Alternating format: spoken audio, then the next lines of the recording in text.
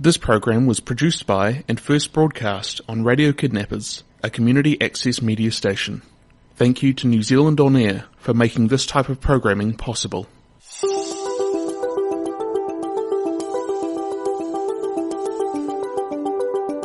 Hi, and welcome to the Move Better, Feel Better program on Radio Kidnappers. Today we are talking about breathing, and we're doing a little bit more on breathing and really going on about and finding out about how breathing can become your superpower. Breathing, you might be lucky and have a few other superpowers, but if you're looking for one, breathing can be your superpower. Breathing is obviously something we do all day, every day, but when we improve the quality of our breathing, we improve our posture. We improve even things like our pelvic floor. It can help lower our blood pressure. It can help us have more energy. It can help us sleep better. Obviously, it can help us actually just simply breathe better. But all of these things, this is like a little secret superpower, and it is available all the time, anytime. So my name is Sarah McCallum, and I am a Feldenkrais practitioner and movement coach. And breathing is really, really important and integral to all movement. And in fact, it is one of the movements that we concentrate on I'm going to be talking about a little bit about a breathing workshop that I'm doing, which is definitely the focus of that, but also all of the movements that we do, because it is that underlying fundamental movement. And as I said, it can improve, if you have problems sleeping, it's often because, there's maybe some problem with your breathing, that you maybe snore a little bit, that you just you can't quieten down your brain and your breathing is a little bit tight. Maybe you have somebody who tends to feel anxious, and you can feel, again, that will affect your breathing. There's people who, would like to enhance their athletic performance, or they want to be able to run a little bit faster, or just have a bit more energy to do the things that they do. Again, finding out and understanding a little bit more about your breathing and how that works can really help all of those things. And so what I would like to talk a little bit about today is how I actually work with people and their breathing. I do it in lots and lots of different ways. I'm also going to talk a little bit about the breathing workshop that I've got coming up on Sunday, March the 14th, which is a breathwork, relaxation and movement workshop. But I'd just like to take you through, what happens if, people say, I want some help with my breathing, what is there to know more than breathe in, breathe out? What do we need to know? And, we do say we're born breathing and we continue breathing all throughout our life. But what we're interested in is the quality of our breathing. And as I said before, it's an automatic thing that we do. Our autonomic nervous system takes care of our breathing, while we sleep, while we work, while we play, all throughout our life. But your superpower is that you can hack that system at any time and add a level of awareness and consciousness to that.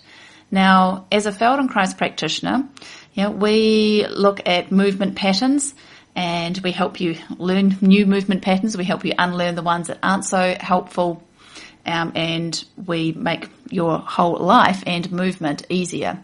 Okay, so with breathing, I'm going to give you an example of a client who came to see me. Let's just call her Emma. And she came to me actually specifically for breathing. She was a super fit person. She played a lot of sport, but she said, and she had an office job during the day, but she said that when she would come to do her sporting activities and she did CrossFit and things like this, she just felt like her breathing was constricted and she couldn't really take a deep breath. But her fitness was absolutely not a problem. I mean, she was super fit. Kind of interesting that she still had a problem with her breathing. And so, the first thing that we did was actually, okay, like, how do you breathe right now? What's your normal? What's the kind of the benchmark, if you like, about what that is? And I say in the Feldenkrais method, we use awareness as our first step. That's your secret sauce. People want to know how to breathe better, with awareness. Okay, and you need to actually add a little bit of conscious attention to that. It's like, okay, so how do you breathe? First step, are you breathing in through your mouth or are you breathing in through your nose? Do you mix it up? Interesting, of course, when we go into a sporting activity and we start to get our heart rate up, much, much harder to keep breathing through your nose, because we need to get that air coming in. Yeah, but it is possible. The fitter you get, the easier it is to start breathing a little bit more through your nose, which gives you more oxygen through the system. It makes sure that you've got the right kind of temperature coming into your lungs. It opens all of those blood vessels up. It does a whole lot of really good things. So breathing through your nose is a helpful thing. But, first up, do you actually do it? And even when you're going for things like a walk, are you actually breathing through your nose? Or, after a while, even if your heart rate's not up, are you actually breathing through your mouth or breathing through your nose? Most of the time, you'd be like, oh, I don't know. So step one, ask yourself that question. So for Emma, that's what we did. We sort of said, okay, doing these different activities, even doing some light movements in the room, what happens? Are you breathing through your mouth? Are you breathing through your nose? Then the next step was, again, for awareness, it's like, okay, so where do you feel you're breathing? How do you know? If I was to ask you how you know you're breathing, how do you know? I mean, obviously we're here, we're alive, so, okay, yep, bonus, that's a good start. But how do you know? And it's like, where can you sense your breath? Do you feel it through, maybe through coming through your nose? Can you feel like some air moving through your mouth, maybe in the back of your throat, in your chest? Can you feel different parts of your torso moving? And we don't really think about, we've got different breathing parts, it's just my lungs kind of inflating, deflating, end of story, in, out, rinse, repeat. Okay, so once we start to ask these questions, it sort of became apparent for Emma that she had a really constricted chest. And as I said before, she was super strong, she was super fit, but she was really tight across her chest. Her ribs barely moved at all. And if you can imagine, that you're trying to inflate a balloon, so inflating your lungs, you're trying to take a deep breath, you're needing more oxygen while you're working out, and you've got this kind of pressure pushing against that. So your lungs are trying to push out, but your ribs aren't going to move, Really helpful when your ribs can actually move in all directions and let your lungs expand. She was also holding her belly, her abdomen really, really tight. She was drawing it in, and she wasn't letting it go at all in any part of her breathing cycle. So it was like, no wonder, no matter what she was doing, whether she was sitting in her office chair, whether she was going for a walk, whether she was doing anything at all, that her breathing was restricted. So awareness is that first step. And then, of course, we work together to do some movements to actually start to free up those areas. But she didn't even know that actually she could breathe or use different parts of her torso like that to actually help herself breathe more easily. Again, if somebody just says to you, just breathe deeply, take a deep breath, But if those parts of yourself are actually if you can't move your chest, you can't move your belly, you can't really move your ribs, it doesn't matter how hard you try, you're working against yourself to take that deep breath. Okay, so deep breathing it can be a really helpful thing, but so we need to know where we start and what kind of parts of ourselves are actually involved in that process. And of course, when we lock up on all of those other parts of our torso, that also impedes the movement of our diaphragm, which is our breathing muscle. Okay. So, here was Emma. So her sort of home play, as I like to call it, I send my clients, my one-on-one clients, we do some hands-on work together. But I also send them home with a little bit of home play. Not homework, because this is, supposed to be fun. And breathing is not supposed to be hard work, okay? In fact, actually, I love breathing in that it's a great representation of what a quality movement is, not because we're making a huge amount of effort or we're showing off and doing something with our breath, but where it's just easy, it's simple, and also, that actually helpfully, going slow can actually be a really good thing with your breathing rather than going super fast, It's not a race to see who can have the most breaths in their lifetime. And so I sent Emma home and she started, and it was great. Even after that first session, she said to me, she goes, I feel like I have been connected to an oxygen machine. And that was just starting to understand what it was that she was doing, what she wasn't doing, and figuring it out. And then going out into the real world and kind of going, okay, what do I do? When I'm doing this particular activity, when I'm sitting at work, do I breathe through my mouth or do I breathe through my nose? Yeah.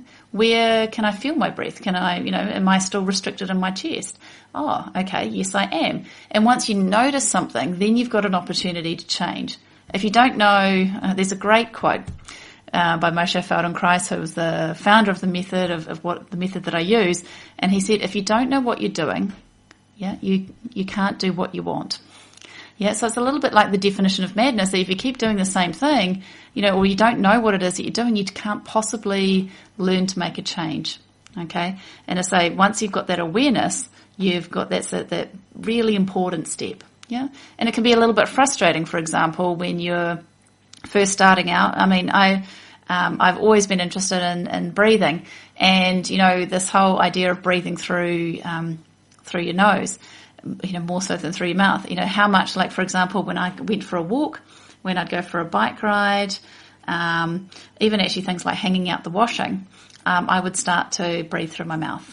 Yeah, so still working on it for when I'm going for a run, but it's a really interesting thing just to actually simply notice that, and you're like, oh, actually, yeah, there I am again doing that same old thing that I do.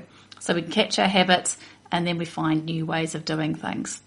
Okay, so then Emma came back for quite a few sessions, and say we focused all on breathing, and you think, really, again, how much is there to know about the breathing? So the next thing we did was to look at breath holding. And I'm not talking about, there's lots of really great things that you can do about holding your breath. Obviously, like free divers, all these people who do these amazing breath holds. I'm not talking about that. There's even breath holding techniques to help improve your breathing. I'm talking about this little habit that we have, and it is super common. I do it. Nearly all of my clients do it to some degree, is to actually hold your breath intermittently during the day. So it's like this little kind of, mini apnea thing that we give ourselves during the day. And what that does is it interferes with our breathing. It means that our whole system is not getting as much, goodness and oxygen as it could be. Yeah. And, that makes us tired and grumpy. It affects our concentration, our energy levels, blood pressure, all of these different things. Okay. So again, when do you hold your breath? Are there particular movements that you do that cause you to hold your breath? For example, for Emma, every time she lifted anything, holding her breath. When she moved from sitting to standing, holding her breath. And it's just that little bit of intermittent breath holding. I say it is not completely unnecessary, and it does affect, the quality of the movement that you're doing, how easy it feels, how much effort that you then have to expend to do that. The other thing that's super common that she noticed is that when we, with her home play, is, there's even a name for it in the breathing world, which is called email apnea. And that's basically when you're looking at your emails, and, each time you go to open your email, you actually hold your breath because you don't know quite what it's going to say, especially if it's from your boss. Yeah. And even when we're, playing computer games, when we're watching television, something's exciting is about to happen, little breath hold. And again, it's just starting to notice that habit that we've got and beginning to then find different ways to be able to free up the breathing. So I highly recommend that when you're doing anything, that you just notice, or during the day, are there particular activities that you do that cause you to hold your breath? I know one of my common ones that I have to remind myself before I do it every time, when I turn right, when I'm driving, I don't know what it is that's, triggered that particular habit, but, that's something that I do, and it's taking me a long time to actually start to work through that. So I get to an intersection and I'm like, okay, remember to obviously look for where I'm going, what I'm doing, but also, can I do this activity? Simple thing I do a lot, turn right and breathe at the same time. So, you might find that there's certain people that, maybe or situations that stress you out a little bit more, that you're holding your breath. Okay, so and all of these things can affect that quality. And I say it's all about that awareness. And then what we do in Feldenkrais as well is we then dive a little bit deeper into the anatomy of what's happening with the actual breathing. We dive into some movements that can help to activate your breathing parts. How do you think, okay, so righto, my breathing's not that great, or I know I feel anxious, but how do I change that? And as I say, a lot of the breathing techniques out there are just like, okay, take a deep belly breath, which if you're not able to actually do that, that's not so helpful. And the other thing is, if you say you're noticing you're holding your breath all of the time, yeah, it takes time for that noticing part, and then it takes time for the change to happen. So what I would also recommend is if you notice that you're holding your breath, is just breathe out, just go, let it out. Because if you're holding your breath and then you try and take another breath in, and you're actually just kind of filling up the tank, and it's already half full or a quarter full or maybe a little bit more. Okay, so let your breath out. And also there's I like to call it, it's really catchy, yeah, relaxation is on the exhalation. Yeah, or exhalation is the relaxation. So again, if you let the breath out, then you know that you're breathing. Again, if you know that there's situations, like for me when I'm turning right, or, say for Emma when she was, doing something at her office job or doing one of her workouts, I'd be like, okay, to know that you're breathing, yeah, to make sure that you are breathing, I highly recommend that you breathe out. Because what happens is that if you concentrate on the in-breath, we're going to go to this, you think, oh yeah, I'm just going to check an email, and we're like, okay, I'm just going to take a breath in, and we're like, oh. And we have that pause again. Yeah, but if you're breathing out, especially at the start of that activity, then you know that you're breathing. Your breathing just flows really easily.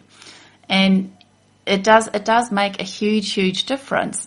So, and especially if you suffer from anxiety, especially if you just sort of feel like, you're just really energy depleted at the end of the day. Often, there's a million different things that can deplete our energy, but, if you're breathing well, breathing easily, you've got that freedom to have that breath.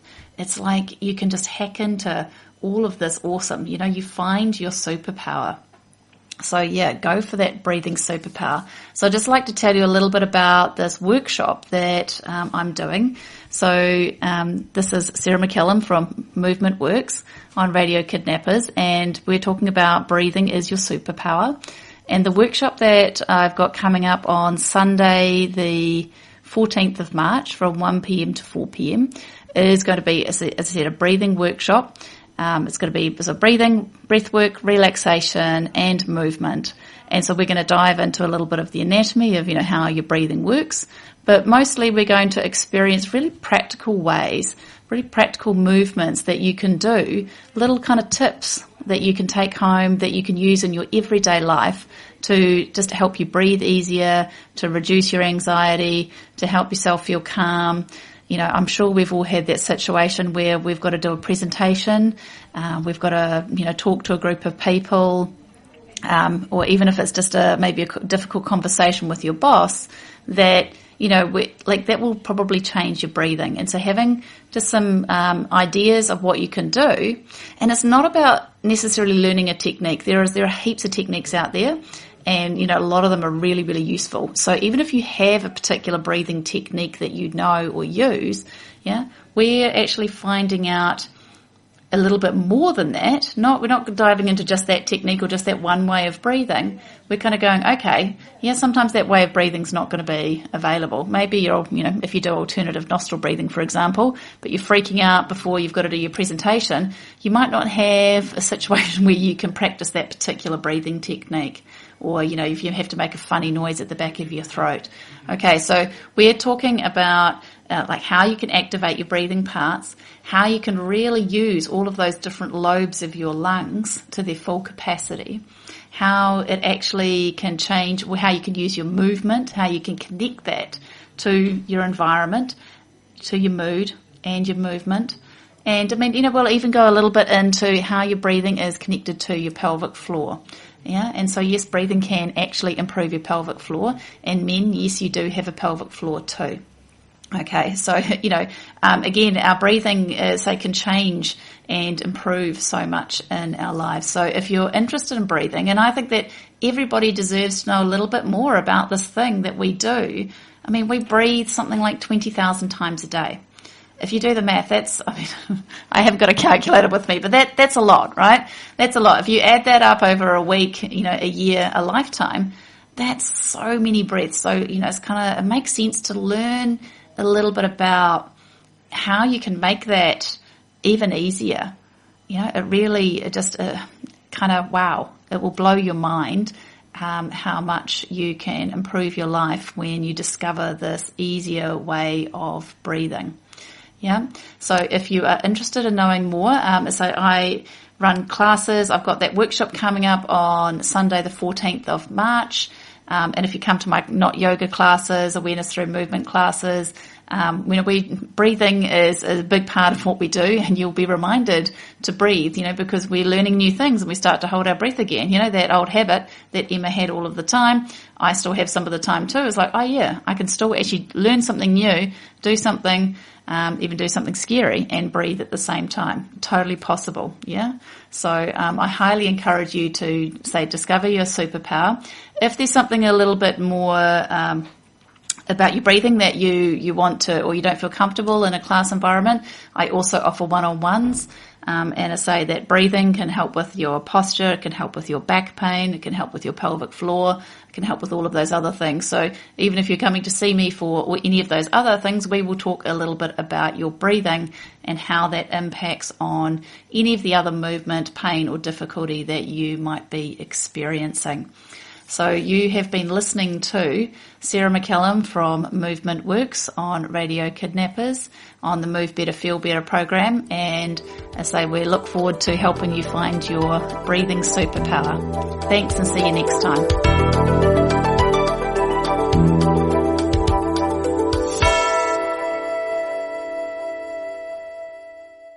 This program was produced by and first broadcast on Radio Kidnappers, a community access media station. Thank you to New Zealand On Air for making this type of programming possible.